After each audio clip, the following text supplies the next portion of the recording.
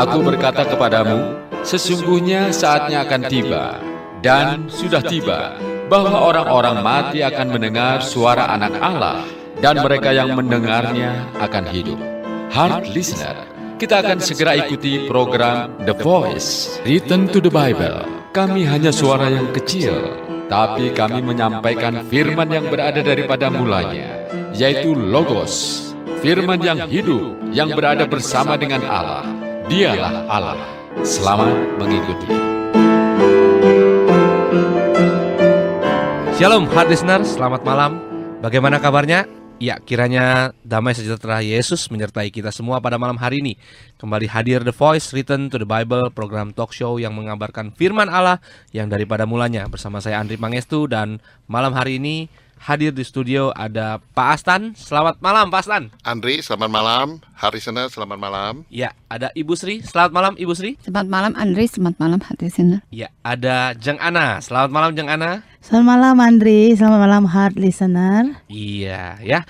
Tidak terasa heart listener, kita sudah masuk ke sesi yang terakhir dari Gambar Kehendak Allah, ya, yaitu seri ke-18 ya, tentang penghakiman terakhir. Kalau minggu lalu Pak Astan beserta Ibu Sri juga sudah menjelaskan tentang kedatangan Yesus yang kedua, ya. Nah, ya, malam hari ini kita akan membahas tentang penghakiman terakhir. Nah, kita langsung saja ya masuk ke topik pada malam hari ini, yaitu penghakiman terakhir. Nah, apa yang akan dibawakan atau disampaikan tentang topik ini, Jeng Ana? Jadi heart listener, Allah yang kita sembah adalah Allah yang benar-benar sempurna. Ya. Allah yang esa, yang berada daripada mulanya, yang berada dengan sendirinya dan yang berada sendirian. Betapa mulia dan agungnya Allah kita. Maha kuasa pencipta segala yang ada, baik yang kelihatan maupun yang tidak kelihatan. Seperti tertulis dalam Kolose 1 ayat 15 sampai 17. Hanya Allah kita saja yang memiliki gambar. Allah adalah roh. Allah tidak kelihatan, tidak dapat disentuh, tidak dapat dijamah. Allah adalah terang yang tak terhampiri. Namun demikian, heart listener, Allah kita adalah Allah satu-satunya yang memiliki gambar wujud. Kita mengenal Allah yang esa, dan kita juga mengenal gambar wujudnya yang Dia utus ke dunia. Inilah hidup kekal itu, seperti dikatakan Yohanes 17 ayat 3. Lalu dalam Yohanes 14 ayat 1, janganlah gelisah hatimu, percayalah kepada Allah, percaya juga kepadaku, yaitu Yesus. Artinya kita tidak hanya mengenali dan percaya kepada Allah saja, tetapi kita juga harus mengenali dan percaya kepada anaknya yang Dia utus ke dunia. Yesus adalah gambar wujud Allah yang tidak kelihatan itu. Tahun dan masa dunia Allah ciptakan sempurna menurut kehendak dan sifat pencipta. Dalam Pengkhotbah 3 disebutkan untuk segala sesuatu ada masanya. Untuk apapun di bawah langit ada waktunya. Namun hari dan jam untuk segala sesuatu hanya ada dalam otoritas Allah saja, seperti tertulis dalam Matius 24 ayat 36-37. Tetapi tentang hari dan saat itu tidak seorang pun yang tahu, malaikat-malaikat di surga tidak, anak pun tidak, hanya Bapa sendiri. Sebab sebagaimana halnya pada zaman Nuh, demikian pula halnya kelak pada kedatangan Anak Manusia. Tetapi barang siapa yang lahir dari roh akan mengenal hal-hal yang tersembunyi dari Allah. Tapi bagaimanakah kita dapat membedakan, atau bagaimana kita dapat mengenal bahwa ini bukan dari Allah? Ya, hanya melalui Roh Kudus. Ia adalah roh kebenaran. Ia akan memimpin kita dalam seluruh kebenaran. Ia akan memberitakan kepada kita hal-hal yang akan datang, seperti disebut dalam Yohanes 16 ayat 13. Tetapi apabila Ia datang, yaitu roh kebenaran, Ia akan memimpin kamu dalam seluruh kebenaran. Sebab Ia tidak akan berkata-kata dari dirinya sendiri, tetapi segala sesuatu didengarnya, itulah yang akan dikatakannya, dan Ia akan memberitakan kepadamu hal-hal yang akan datang. Jadi tanda kita adalah yang lahir dari roh, kita akan mengamati waktu dan masa itu. Yang lahir dari roh pasti hidup dipenuhi oleh tuntunan Roh Kudus. Hanya melalui Roh Kudus saja kita dapat mengenal Allah.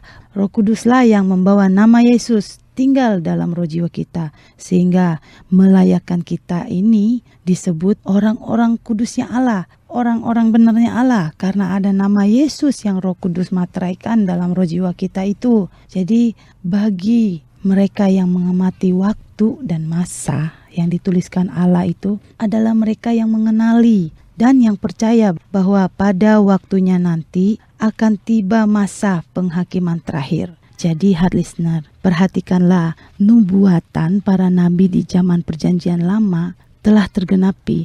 Yesus telah datang 2000 tahun lalu. Nah, kedatangan Yesus kembali, yaitu kedatangan yang kedua, adalah nubuatan dari Tuhan Yesus sendiri. Maka tidak mungkin tidak tergenapi. Artinya pasti terjadi sesuai waktunya Allah Bapa. Nubuatan para nabi saja tergenapi, apalagi nubuatan Tuhan Yesus sendiri. Jadi kita yang mengasihinya pasti percaya akan perkataannya. Seperti Yohanes 14 ayat 22 katakan, Yesus hanya tinggal di dalam murid, hanya menyatakan diri kepada seorang murid, bukan kepada dunia. Seperti yang ditanyakan Yudas yang bukan Iskariot itu. Karena murid saja yang mengasihi firman, murid saja yang menuruti dan taat kepada firman. Jadi perhatikanlah di dalam Yohanes 14 sendiri juga 3 kali Tuhan Yesus mengatakan, Aku akan datang kembali. Demikian Tuhan Yesus menubuatkan kedatangannya yang kedua. Jadi pengenalan akan Allah itu akan memicu kita untuk hidup dengan tekun dan sungguh-sungguh dan bijak dalam menyikapi kehidupan rohani kita. Karena kita percaya bahwa segala sesuatu ada masanya. Kita percaya bahwa akan ada masa penghakiman terakhir. Hard listener, penghakiman terakhir itu akan terjadi seperti kata Alkitab. Seperti ini. Penghakiman terakhir itu kita bisa lihat ada Yesus datang kembali. Jadi Yesus datang kembali di udara. Orang-orang kudus akan ambil bagian dalam kebangkitan pertama. Seperti Wahyu 1 ayat 8 dikatakan, Aku adalah Alfa dan Omega, firman Tuhan Allah yang ada dan yang sudah ada dan yang akan datang, yang maha kuasa. Jadi dikatakan dalam Wahyu 1 ayat 7, lihatlah ia datang dengan awan-awan dan setiap mata akan melihat dia. Demikian juga dalam Yudas 1 ayat 14, sesungguhnya Tuhan datang dengan beribu-ribu orang kudusnya. Jadi dikatakan masa penghakiman terakhir ini, pertama Yesus datang kembali, lalu ada kedua masa aniaya besar. Masa ini di mana terjadi aniaya yang mengerikan yang datang kepada orang-orang yang tertinggal. Nah, di masa aniaya ini masuknya berapa lama? Dikatakan dalam Wahyu 2 kali ditulis di ayat 10 dan 5. 5 bulan lamanya masa aniaya akan terjadi. Jadi bukan 3,5 tahun atau 7 tahun yang seringkali disampaikan banyak orang ya? Ya. Kita hanya perlu kembali kepada Alkitab saja. Disebutkan di dalam Wahyu 9 ayat 5. Dan mereka yang diperkenankan bukan untuk membunuh manusia, melainkan hanya untuk menyiksa mereka 5 bulan lamanya. Dan siksaan itu seperti siksaan kalajengking apabila ia menyengat manusia. Ayat 6, dan pada masa itu orang-orang akan mencari maut, tetapi mereka tidak akan menemukannya, dan mereka akan ingin mati, tetapi maut itu lari dari mereka. Demikian dahsyatnya ya. Jadi pada masa ini orang tuh karena tidak tahan dengan siksaan, mencari maut itu, mencari kalau bisa gue mati aja deh. Benar. Gitu ya. Tapi maut itu justru lari ya. Lari, dikatakan firman. Demikian. Lalu kemudian ada masa selesai aniaya itu, masa kerajaan 1000 tahun.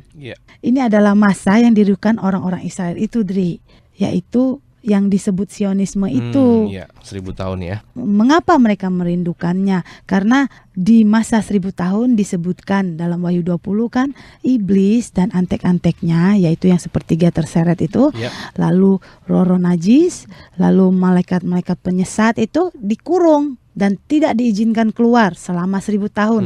Maka 1000 tahun ini yang ada hanya damai, sejahtera, sakit penyakit pun tidak ada iri. Itulah mengapa mereka juga merindukan itu. Jadi mereka ini sebenarnya yang berada di dalam kerajaan 1000 tahun adalah orang-orang Israel. Jadi mereka yang dahulunya para nenek moyangnya secara turun-temurun yang telah kuat, tahan banting, dianiaya, seperti telah digembleng dan dipersiapkan Allah sejak dari aniaya di Mesir sampai ke padang gurun hingga ke masa aniaya besar nanti itu. Mereka inilah yang nanti akan lolos dari masa aniaya yang tadi kita sampaikan. Mereka inilah yang merindukan keselamatan itu. Nah, sama halnya kita juga dari orang-orang kudusnya. Jadi orang-orang kudus juga merindukan kerajaan 1000 tahun. Tapi bukan sama seperti orang-orang Israel itu. Mereka masih dalam tubuh. Kita sudah ikut dalam kebangkitan pertama dulu. Lalu bersama-sama Yesus memerintah di dalam kerajaan 1000 tahun itu. Mengasuh dan mengajar orang-orang Israel itu. Dan menyatakan siapa itu Yesus, bahwa keselamatan itu hanya melalui Yesus. Demikian, Ri. Nah, menjelang berakhirnya masa kerajaan 1000 tahun itu, iblis sekali lagi dilepaskan dan menyesatkan bangsa-bangsa. Dan iblis itu mengerahkan segenap kekuatannya seperti yang disebutkan dalam Wahyu 20 ayat 8 itu. Dan ia akan pergi menyesatkan bangsa-bangsa pada keempat penjuru bumi, yaitu Gog dan Magog, dan mengumpulkan mereka untuk berperang, dan jumlah mereka sama dengan banyaknya pasir di laut. Namun pada masa terjadinya penyesatan yang besar-besaran itu yang dilakukan iblis, tapi hanya sedikit bangsa Israel yang tertipu karena mereka sudah diajarkan pada masa 1000 tahun itu, diajarkan untuk mengenal Yesus adalah Tuhan dan Juru Selamat. Keselamatan hanya melalui Tuhan Yesus. Jadi mereka banyak yang lolos dari penyesatan iblis itu. Lalu setelah itu bumi dan seluruh unsur-unsurnya hangus lenyap seperti gulungan kitab. Di hadapan tata putih nanti itu akan berdiri orang-orang, yaitu mereka yang pada masa perjanjian lama yang melakukan hukum Taurat dengan taat. Lalu itu bagi bangsa Israel zaman perjanjian lama, dan bangsa yang bukan Israel, yang di luar Israel pada masa perjanjian lama itu yang melakukan hukum Taurat dengan hati nurani karena mereka tidak menerima hukum Taurat, ya. Jadi mereka inilah yang ikut dihadapkan di tahta putih. Lalu di masa perjanjian baru, yaitu mereka yang hanya percaya Yesus sebagai Tuhan dan Juru Selamat tapi tidak menerima Roh Kudus. Dan juga bagi mereka yang walaupun sudah menerima Roh Kudus tapi hidupnya tidak dipimpin, dituntun oleh Roh Kudus. Nah, inilah mereka itu seperti dalam Wahyu 20 ayat 11-12. Lalu aku melihat suatu tahta putih yang besar, dan dia yang duduk di atasnya, dari hadapannya lenyaplah bumi dan langit, dan tidak ditemukan lagi tempatnya. Dan aku melihat orang-orang mati besar kecil berdiri di depan tahta itu. Lalu dibuka sebuah kitab, dan dibuka sebuah kitab lain, yaitu kitab kehidupan. Dan orang-orang mati dihakimi menurut perbuatannya berdasarkan yang tertulis di dalam kitab-kitab itu. Jadi dalam Wahyu 20 ayat 15, dan setiap orang yang tidak ditemukan namanya tertulis dalam kitab kehidupan itu, ia dilemparkan ke dalam lautan api. Jadi Dri, mengetahui hal ini bukanlah tujuan Allah untuk membuat kita menjadi ketakutan, menjadi ngeri tanpa berbuat apa-apa, seakan-akan membuat kita berpikir bahwa apabila hanya untuk dianiaya nanti, untuk apa kita diselamatkan 2000 tahun lalu. Jadi bukan demikian, listener. Bukan begitu esensi firman malam ini. Menyadari dan mengamati waktu dan masa akan segala sesuatu di dunia adalah untuk kita tidak hidup sembarangan, tidak menyanyiakan kasih karunia Yesus, tapi Yesus perintahkan hiduplah dalam tuntunan dan dalam pengaruh dan dalam kuasanya Roh Kudus. Jadi listener, betapa kita harus mengenal adanya penghakiman terakhir ini, adanya masa-masa di mana masa Yesus datang kembali, di mana masa aniaya besar akan terjadi, di mana masa kerajaan 1000 tahun itu akan terjadi, dan di mana ada penghakiman tahta putih itu. Nah, iman dan kerinduan kita itu adalah ikut dalam kebangkitan pertama. Jadi dengan ikut kebangkitan pertama ini, kita bersama Tuhan Yesus yang datang kedua kali itu memerintah di dalam kerajaan 1000 tahun itu sebagai imamat rajani bersama Tuhan Yesus yang tidak ikut dalam masa aniaya besar itu, Andri. Jadi hari listener, berbahagialah dan kuduslah mereka yang mendapat bagian dalam kebangkitan pertama itu. Kematian kedua tidak berkuasa lagi atas mereka. Demikian hari listener. Ya, jadi hari listener, kita harus mengerti bahwa iman kita adalah iman yang merindukan kebangkitan pertama ya, supaya kita tidak masuk ke dalam masa aniaya dan kita menjadi imamat yang rajani untuk memimpin ya kerajaan 1000 tahun. Oke, hari listener, kita akan kembali lagi di sesi yang berikutnya, sesi yang kedua ya, pada malam hari ini. Untuk hari listener yang ingin bertanya, bisa terus mengirimkan pertanyaan melalui SMS kami di nomor 0898 3300 931, sekali lagi 0898 3300 931, atau melalui WhatsApp dengan nomor yang sama, atau melalui email kami yaitu di lotengmarkus@gmail.com. Hari listener, siaran kami juga bisa didengarkan melalui YouTube dengan ketik Loteng Markus ya, dan jangan lupa untuk subscribe YouTube kami yaitu Loteng Markus. Kiranya siaran kami juga bisa menjadi berkat untuk roh jiwa Bapak Ibu ya. Hari listener, kita akan kembali lagi setelah pujian berikut ini.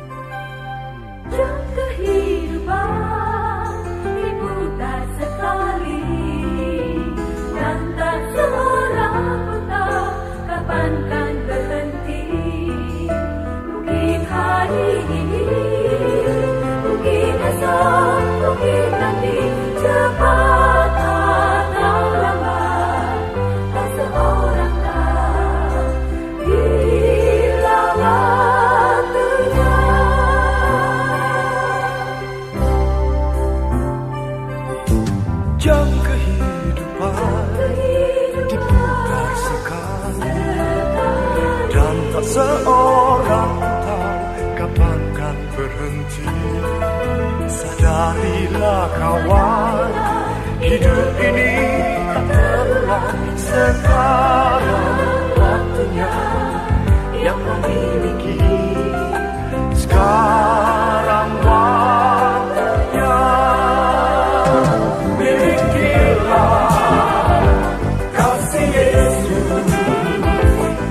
Jadikan hidupmu berarti. Bekerjalah di ladangnya, agar hidup tiada tercela.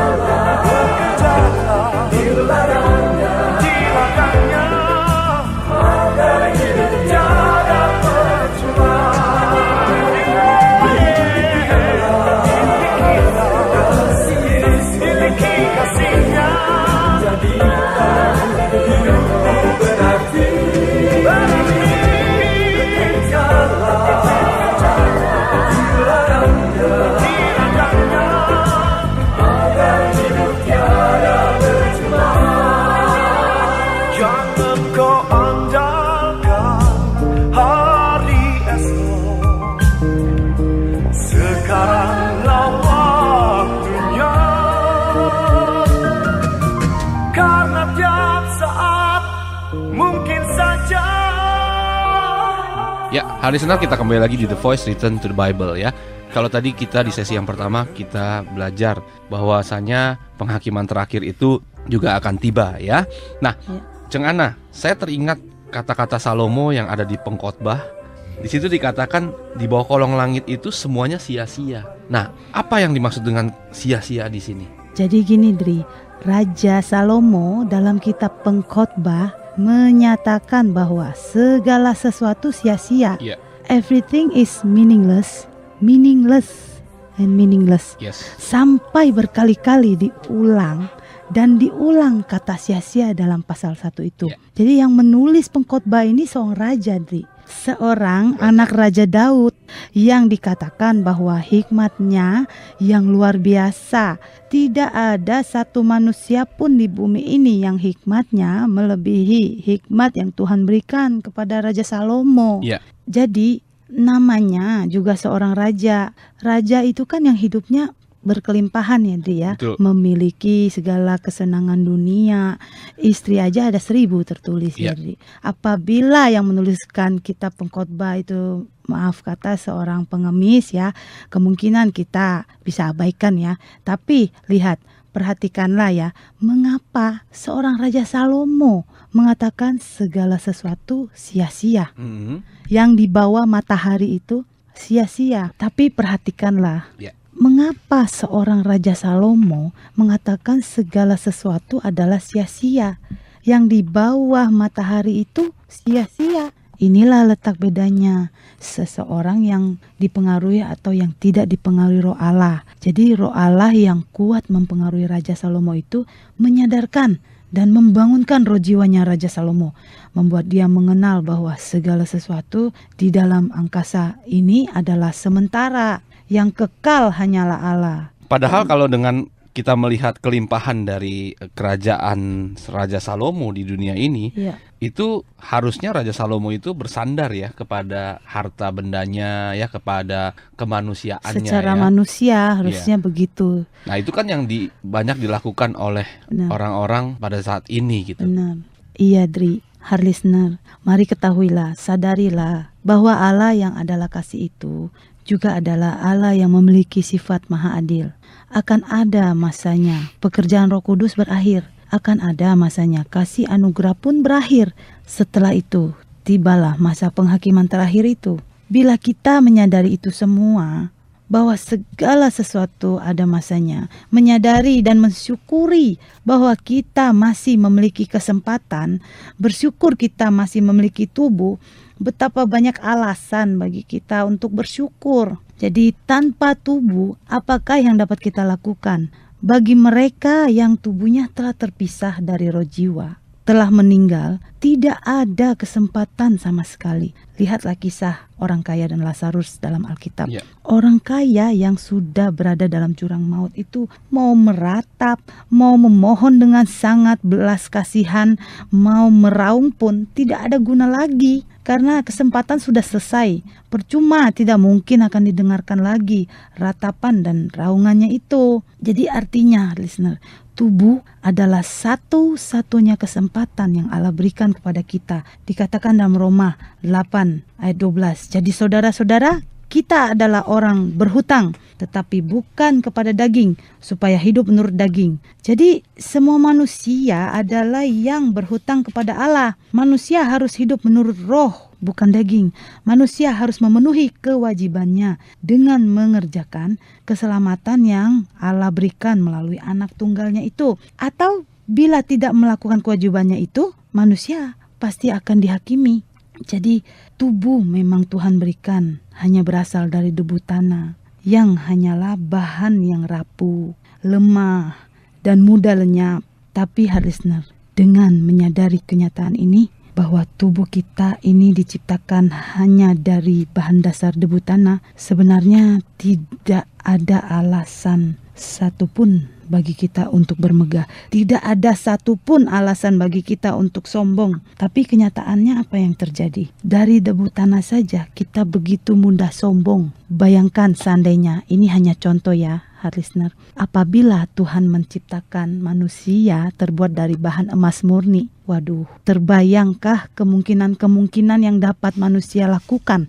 Oke, Jeng Ana. Jadi sebenarnya waktu kita di dalam tubuh ini, yang paling utama itu adalah keberadaan roh jiwa kita ya. Yang waktu di sesi pertama kali kita siaran itu kita menceritakan bahwa sesungguhnya yang sejati itu adalah roh jiwa kita. Oke ya, jadi tetapi tanpa ya roh jiwa yang adalah sejati kita, tetapi dengan tubuh kita memiliki kesempatan untuk menghidupkan roh jiwa kita ya. Jadi langkah pertama kita sebagai orang-orang yang mengasihi Tuhan Yesus adalah melalui pertobatan. Bertobat dari cara mengenal Allah yang tidak sesuai dengan kehendaknya. Kita seringkali maunya memakai kehendak diri kita sendiri dalam mengenal Allah. Mari sadarlah, Tuhan beri kita tubuh adalah untuk kita dapat bertobat, untuk kita dapat menerima kasih karunia, untuk kita menerima keselamatan. Jadi keselamatan itu harus kita terima selama masih di bumi ini, selama masih di dalam tubuh. Nah, dengan tubuh kita dapat menerima dan menyatakan kuasa Roh Kudus. Jadi, keselamatan dan kasih karunia Tuhan Yesus tidak mungkin kita peroleh bila kita tidak memiliki tubuh. Jadi, Tuhan beri kita tubuh adalah untuk dapat memuji, menyembah Dia. Dengan tubuh kita dapat ke gereja, beribadah di hari Tuhan, membawa persembahan kepada Tuhan, mengembalikan keperpuluhan. Dengan tubuh kita dapat berdoa, dengan tubuh kita dapat bekerja, memiliki penghasilan supaya dapat menyambung nyawa. Sehingga tubuh kita terpelihara dengan tujuan untuk menolong roh jiwa kita menjalankan kehidupan iman kita ini. Jadi dengan tubuh pula kita dapat bekerja di ladang Tuhan, dengan tubuh kita dapat memberitakan Injil, memberitakan keselamatan yang kita terima itu. Jadi pakailah tubuh sebagai alat kebenaran Allah. Jadilah bejana yang dipakai sebagai yang mulia. Jangan sampai kita menjadi bejana dipakai sebagai yang hina. Jadi tubuh kita itu dipakai untuk kepentingan roh jiwa. Karena kita yang sejati adalah roh jiwa. Pakai tubuh untuk keuntungan roh jiwa, yaitu upah dan kemuliaan di sorga nanti. Maka bila kita menyadari tujuan dan alasan Allah memberikan kita tubuh, pastilah kita akan pakai sebijaksana mungkin tubuh kita ini. Supaya hidup kita tidak menjadi sia-sia belaka. Supaya roh jiwa kita yang adalah keberadaan kekal itu bisa memiliki janji hidup kekal di sorga nanti. Supaya roh jiwa kita dapat ikut dalam kebangkitan pertama. Jadi bagaimana caranya? Pakai tubuh kita ini sebagai alat kebenaran Allah. Kerjakanlah keselamatan kita dengan takut dan gentar. Jangan hanya memiliki iman keselamatan tok. Aku sudah terima dan mengakui Yesus sebagai Tuhan dan Juru Selamat. Tidak cukupkah? Iya, tidak cukup, jelas dikatakan oleh Alkitab. Itulah sebabnya ada tertulis, kerjakanlah keselamatanmu dengan takut dan gentar. Jadi keselamatan adalah garis awal kita untuk memulai kehidupan iman kita. Keselamatan harus kita peroleh saat masih di dalam tubuh yang fana ini. Bila tanpa tubuh tidak mungkin menerima keselamatan, tidak mungkin menerima kasih karunia apapun. Jadi heart listener, keselamatan bukanlah garis akhir. It is not a finish line. Bukanlah suatu tujuan akhir, tetapi keselamatan adalah kendaraan bagi kita menuju kerajaan sorga. Bagi kita yang mengerjakan keselamatan itu, saat di sorga nanti akan ada perbedaan yang sangat jelas. Perbedaannya adalah akan seperti langit dan bumi, Dri. Jadi kemuliaan nanti yang diterima bagi mereka yang melakukan kehendak Allah atau yang tidak, dan bagi mereka yang memiliki nama Yesus atau tidak, adalah sangat besar, mencolok. Jadi bagi kita yang mengerjakan keselamatan itu, saat di sorga nanti akan ada perbedaan yang sangat jelas, Tri. kemuliaan yang diterima bagi mereka yang melakukan kehendak Allah atau tidak, dan seberapa porsi upah yang dia kerjakan, itulah yang akan menentukan perbedaan kemuliaan di sorga nanti. Inilah iman dan kerinduan kita. Jangan sampai kita didapati tidak berpakaian pesta. Lebih parah lagi, kedapatan telanjang. 2000 tahun yang lalu, Yesus memberikan baktinya bukan hanya untuk orang tertentu, tetapi adalah bagi seluruh umat manusia di seluruh dunia. Pertanyaannya, apakah kita mau menerima pengorbanan Yesus itu di kayu salib yang telah tebus dosa kita dengan darahnya? Lalu apakah ketika sudah merasa telah menerima kasih karunia itu, kemudian menyepelekan kasih karunia itu, semua itu akan terlihat dari cara hidup kita, segala daya upaya kita di bumi. Apakah sudah memprioritaskan kebutuhan roh jiwa? Jangan menyepelekan kasih karunia yang Yesus berikan itu. Maka mari, selama memiliki umur, selama masih ada dalam tubuh, berupayalah sungguh-sungguh, mengeranglah untuk dapat melahirkan kemuliaan Allah yang dapat meluputkan kita dari tempat ratapan dan kertak gigi. Jadi tempat ratapan kertak gigi adalah tempat kegelapan yang paling gelap, di mana hanya ada penyesalan yang amat sangat, yaitu tempat ratapan dan kertak gigi adalah tempat kegelapan yang paling gelap, di mana hanya ada penyesalan yang amat sangat, yaitu tempat bagi setiap orang yang hanya memiliki iman keselamatan saja, Dri. Ya, berarti Jeng Ana ya, ketika kita di dalam tubuh, kita harus lebih memprioritaskan roh jiwa kita untuk mendapatkan keselamatan dan untuk mendapatkan janji Allah, yaitu kebangkitan pertama ya. Nah, waktu kita belajar tentang masuk ke dalam kebangkitan pertama, itu hanya didapatkan oleh orang-orang kudus ya. Kita kan berapa kali ya membicarakan tentang sesi ini juga gitu ya. Nah, Ibu Sri, untuk menjadi orang-orang kudus itu mungkin bisa diulang sekali lagi. Bagaimana caranya kita menjadi orang-orang kudus itu? Oke, karena kita akan dibangkitkan dengan tubuh dan dimuliakan sebagai anak-anak Allah dan ahli warisnya. Hanya mereka yang dipenuhi Roh Kudus akan ikut serta dalam kebangkitan pertama sebagai anak-anak Allah.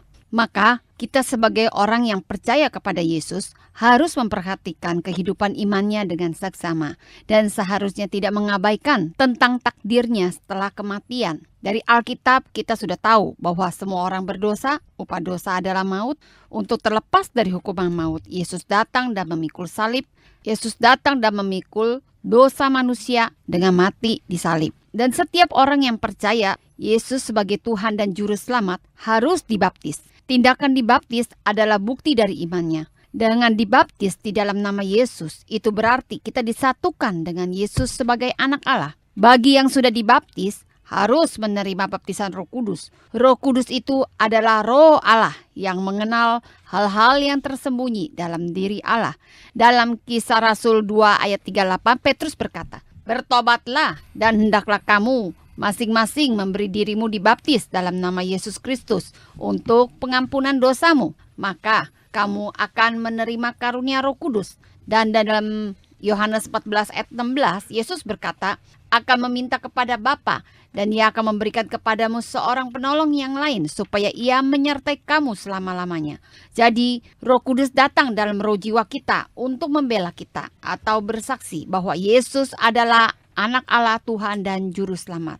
Bukti kita menerima Roh Kudus dengan berbahasa roh. Saat kita berbahasa roh, kita berbicara kepada Allah dengan bahasa yang tidak kita mengerti. Kita berdoa dengan dorongan Roh Kudus untuk hal-hal yang rahasia yang hanya diketahui oleh roh manusia. Dalam Roma 8 ayat 4 dikatakan bahwa semua orang yang dipimpin Roh Allah adalah anak-anak Allah. Jadi kita adalah orang kudus. Orang kudus adalah orang yang menerima Roh Kudus dan hidupnya dipimpin oleh Roh Kudus.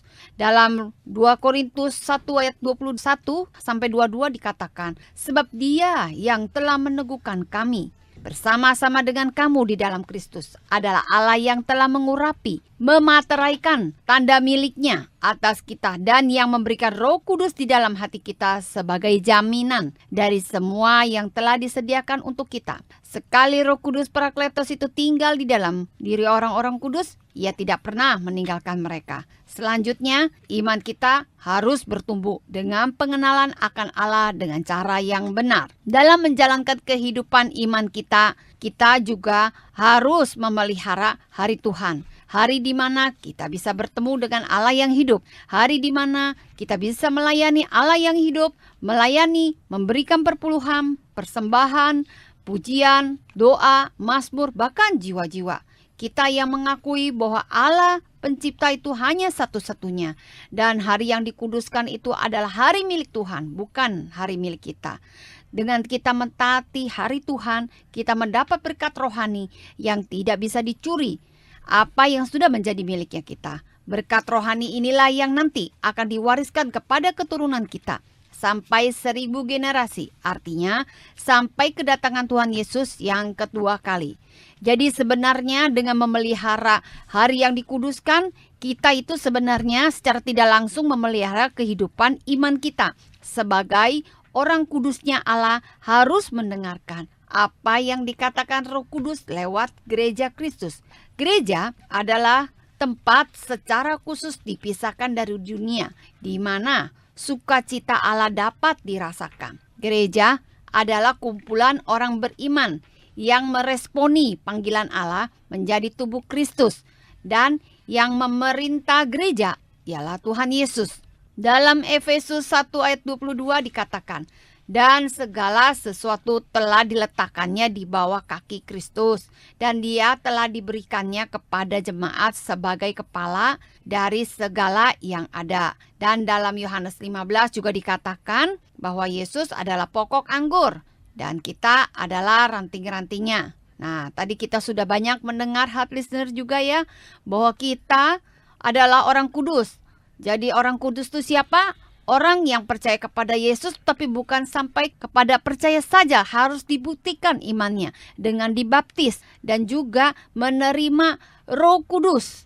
Kedatangan Roh Kudus adalah membuktikan bahwa roh jiwa kita adalah yang sudah tanpa dosa, karena roh jiwa kita sudah dibasuh oleh darah Yesus. Kita mengetahui kedatangan Roh Kudus dengan dinyatakan karunia Roh Kudus yang pertama, yaitu bahasa lidah. Nah, itulah Immanuel, Allah menyatu dengan kita selama-lamanya. Begitu Andri, itulah langkah awal kita sebagai orang kudus. Ya, listener, ya itulah langkah bagaimana kita harus menjadi orang kudus ya. Kita sudah sampaikan di sesi-sesi sebelumnya sebenarnya ya, tapi malam hari ini ya kita akan tekankan lagi bagaimana kita menjadi orang kudus. Ya, listener, kita akan lanjutkan lagi ke sesi berikutnya. Listener, siaran kami juga bisa didengarkan melalui YouTube dengan ketik Loteng Markus ya. Dan jangan lupa untuk subscribe YouTube kami yaitu Loteng Markus. Untuk hard listener yang ingin bertanya, silakan mengajukan pertanyaan ya sesuai dengan konteks pengajaran kita atau pelajaran kita pada malam hari ini. Kirimkan SMS ke 0898 3300 931. Sekali lagi 0898 3300 931 atau melalui WhatsApp kami di nomor yang sama, juga melalui email kami yaitu di lotengmarkus@gmail.com ya. Untuk hard listener yang membutuhkan materi dari seri Gambar Kehendak Allah ini, bisa kirimkan email dengan subjek nama spasi Gambar Kehendak Allah seri terakhir, yaitu seri yang ke-18, dan kirimkan ke email kami yaitu di lotengmarkus@gmail.com. Hari Senin kita akan kembali lagi setelah pujian berikut ini. Genesis, Exodus, Leviticus, Numbers, Deuteronomy, Joshua, Judges, Ruth, First Samuel, Second Samuel, First Kings, Second Kings, First Chronicles, Second Chronicles, Ezra, Nehemiah, Esther, Job,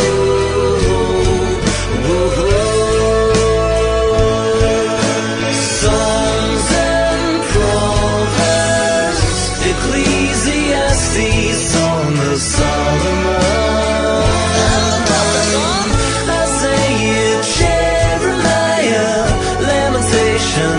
Ezekiel, Daniel, oh yeah, Hosea, Job, Amos and Obadiah. Obadiah, Jonah and Micah, Nahum and Habakkuk, Zephaniah, Haggai, Zechariah, Malachi, and 400 years go by.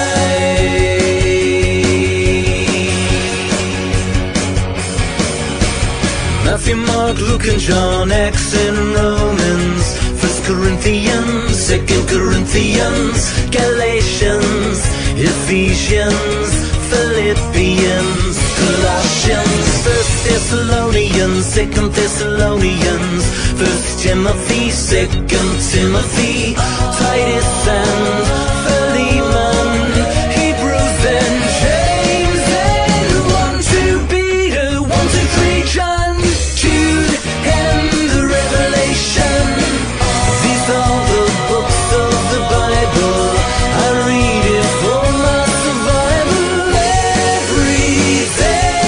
I hide God's word away inside my heart. It's the only way to start.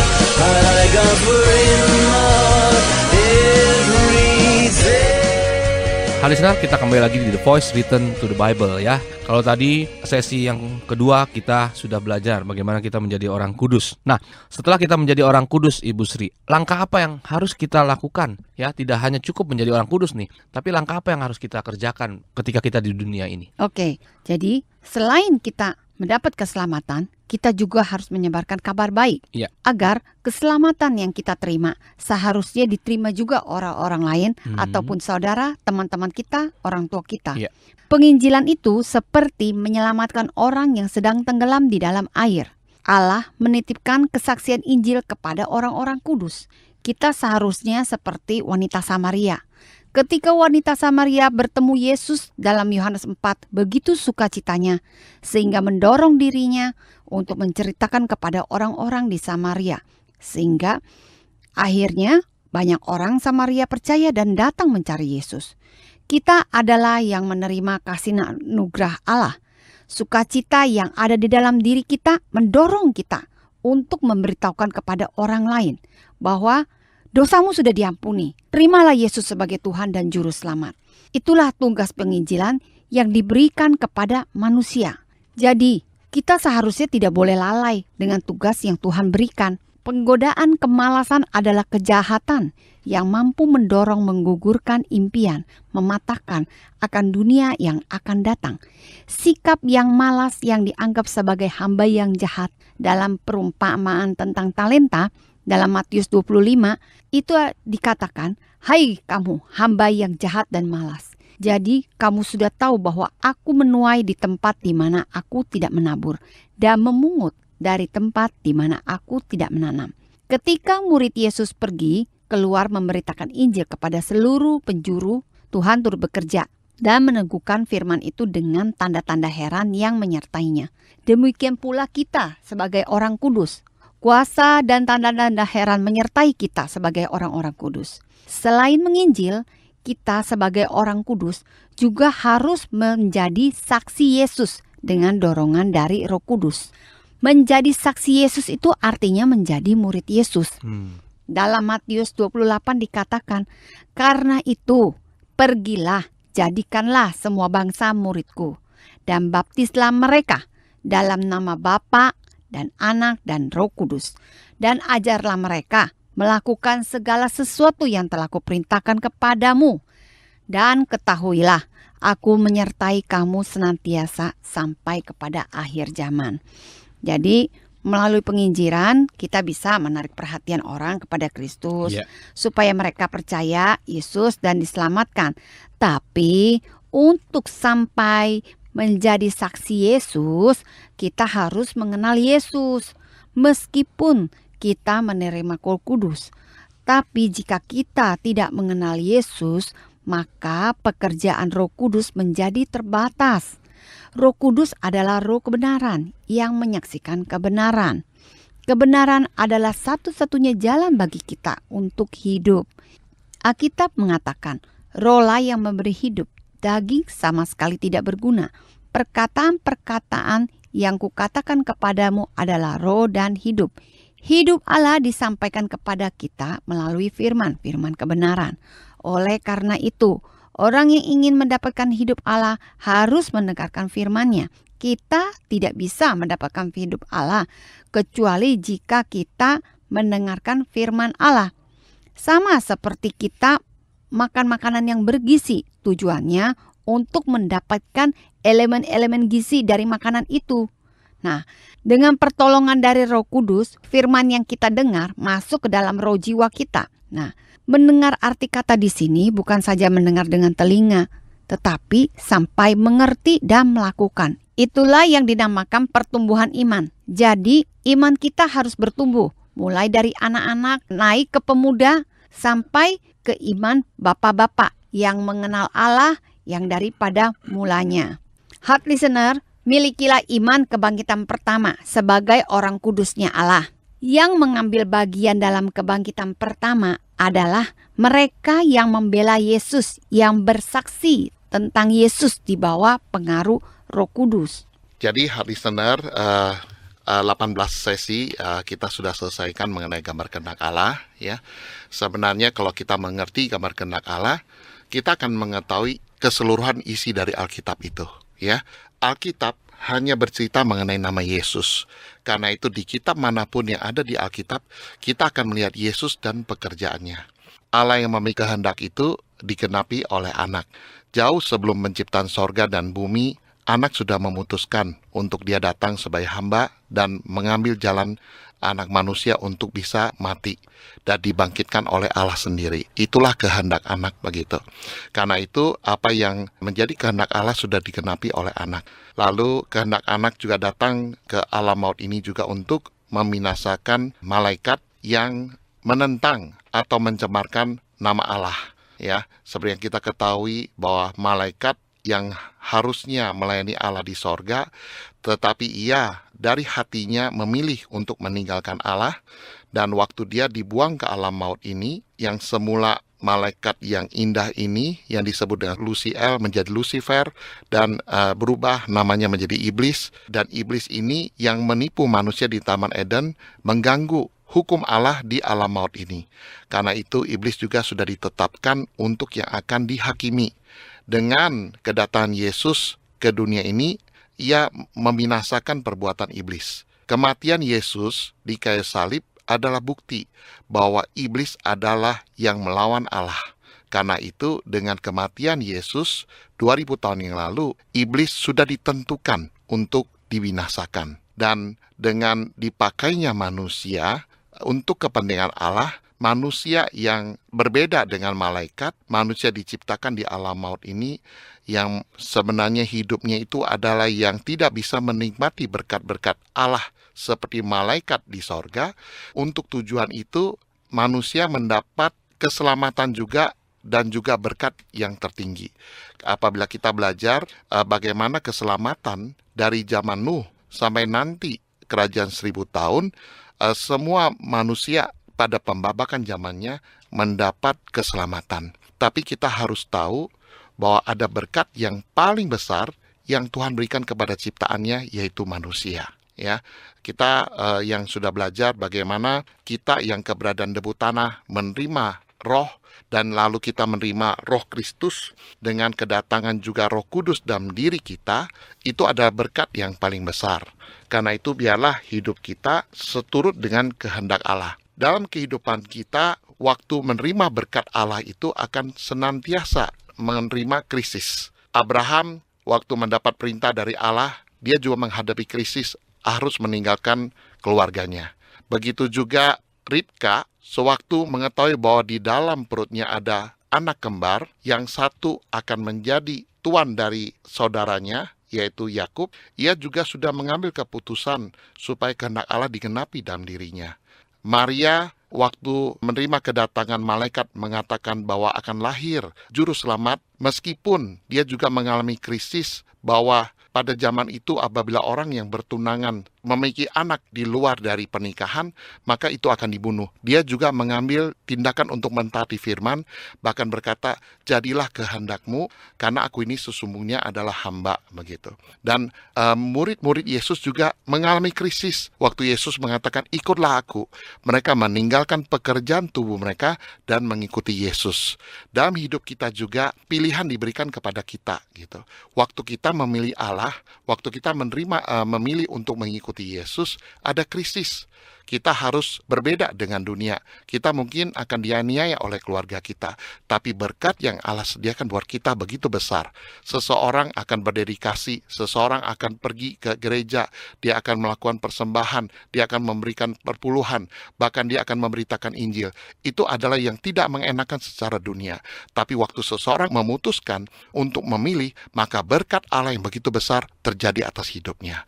Karena itu, heart listener, dari kita mengenal gambar kehendak Allah, kita mengenal kehendak Allah, kita melihat begitu besar berkat Allah yang disediakan dalam hidup kita. Karena itu biarlah hidup kita sungguh-sungguh untuk bertumbuh di dalam pengenalan, untuk biarlah hidup kita sungguh-sungguh dipimpin oleh Roh Kudus, menyaksikan siapa nama Yesus, yaitu nama di atas segala nama, yang segala ciptaan harus tunduk pada nama Yesus itu. Allah memberikan berkat yang begitu agung dan mulia buat kita manusia. Bahkan Alkitab mencatat kemuliaan anak-anak Allah itu begitu dirindukan oleh semua makhluk waktu anak-anak Allah itu dinyatakan oleh Allah, begitu. Itulah yang Allah kehendaki bagi kita. Kita adalah hidup di zaman anugerah. Kita juga tahu bahwa detik-detik kedatangan Yesus tidak lama lagi, saudara-saudara. Karena itu bagian kita adalah mempersiapkan diri kita sepenuhnya biar hidup kita dipimpin oleh Roh Kudus. Tadi Jeng Ana dan Bu Sri sudah menyampaikan bagaimana untuk kita menjaga kehidupan kita sebagai orang-orang kudus, dimulai dari awal, dari pertobatan, menerima Roh Kudus, lalu menjadi saksi Yesus dalam hidup kita, sampai kita memiliki kehidupan iman kita, sehingga kita bisa berkata, Yesus, segeralah datang. Inilah imanku, ada iman kebangkitan pertama. Aku merindukan kemuliaan anak Allah itu. Karena itu Tuhan Yesus, segeralah datang. Biarlah apa yang menjadi kehendak-Mu itu terjadi dalam kehidupan kami. Demikian, hal listener. Ya, hal listener, sangat jelas sekali ya apa yang sudah dijelaskan oleh Jeng Ana ya, Ibu Sri dan juga Pak Astan ya. Kita sudah 18 seri sudah kita kupas ya tentang gambar kehendak Allah. Jadi kita berharap ya hal listener juga mengerti apa inti dari gambar kehendak Allah. Ya, dengan kita mengenal gambar kehendak Allah, kita juga mengenal keseluruhan isi Alkitab. Karena Alkitab bercerita tentang nama Yesus. Untuk hard listener yang ingin bertanya, silakan mengajukan pertanyaan ya sesuai dengan konteks pelajaran kita pada malam hari ini. Kirimkan SMS ke 0898 3300 931. Sekali lagi 0898 3300 931, atau melalui WhatsApp kami di nomor yang sama, juga melalui email kami yaitu di lotengmarkus@gmail.com ya. Untuk hard listener yang membutuhkan materi dari seri gambar kehendak Allah ini, bisa kirimkan email dengan subjek nama spasi gambar kehendak Allah seri terakhir, yaitu seri yang ke-18, dan kirimkan ke email kami yaitu di lotengmarkus@gmail.com. Ya, hal listener, siaran kami juga bisa didengarkan melalui YouTube dengan ketik Loteng Markus ya, dan jangan lupa untuk subscribe YouTube kami yaitu Loteng Markus. Kiranya siaran kami juga bisa menjadi berkat untuk roh jiwa Bapak Ibu. Demikianlah sharing kita pada malam hari ini, hal listener ya, tentang gambar kehendak Allah. Terima kasih atas pelayanannya Pak Astan, Ibu Sri dan Jeng Ana. Hal listener, terus dengarkan The Voice Return to the Bible setiap hari Kamis pukul 20 waktu Indonesia Barat, hanya di radio kesayangan kita 100,6 FM Heartline Radio, Your Family Station. Saya Andri Pangestu undur diri, selamat malam dan Tuhan Yesus memberkati.